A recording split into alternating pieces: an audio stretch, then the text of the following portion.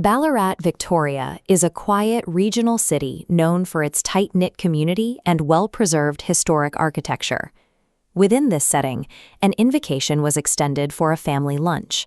The host had arranged a gathering for 4 guests, all close relatives, for a routine weekend visit.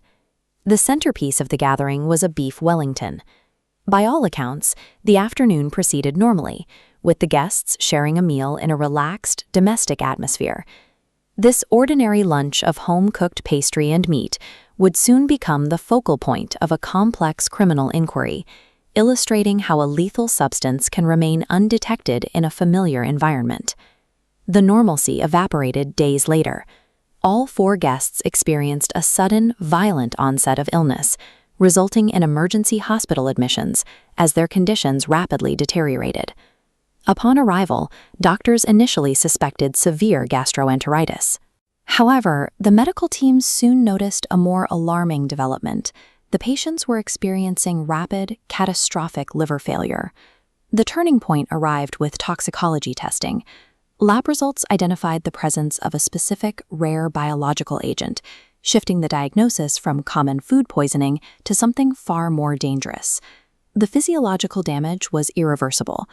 3 of the family members died, leaving only 1 survivor to undergo an intense and protracted medical recovery. The identification of a specific toxin ended the medical mystery. Authorities were then forced to address the central question of the case: how a fatal poison entered a family kitchen. The culprit identified by toxicologists was Amanita phalloides, commonly known as the death cap mushroom. The mushroom is deceptive because it shares physical traits with several harmless edible varieties. This similarity means that even foragers with some level of experience can mistakenly include it in a meal. This timeline maps the amatoxins. Once ingested, they systematically destroy liver cells. During a silent window, the victim feels completely healthy. This delays physical symptoms for days, meaning by the time they seek help, internal organs are fatally compromised. The combination of an unremarkable appearance and a delayed high mortality rate creates a scenario where a mistake is often irreversible before it is even recognized.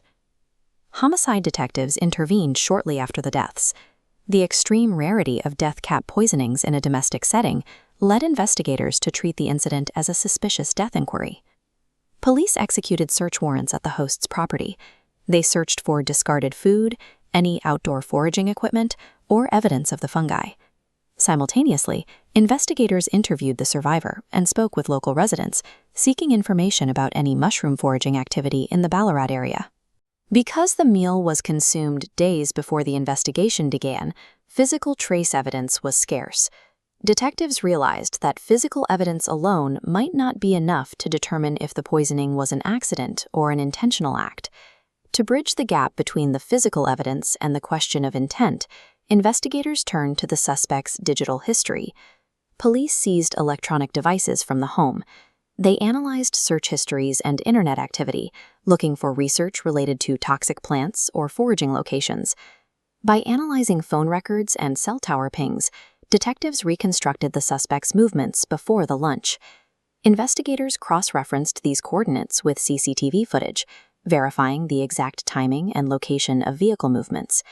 This digital footprint provides a framework for the prosecution, transforming a series of events into a detailed timeline they hope will establish the suspect's intent.